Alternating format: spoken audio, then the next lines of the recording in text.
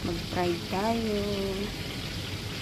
Tapos, siyempre may gulay, may sabaw tayo sinigang. Ayan.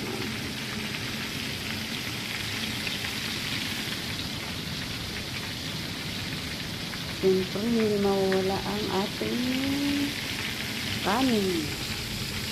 O, diba? Ang ating menu ngayon. Dahil malamig, fried and sinigang. Alam niyo na, sinigang na chicken.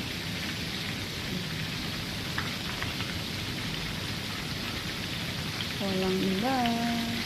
Always chicken.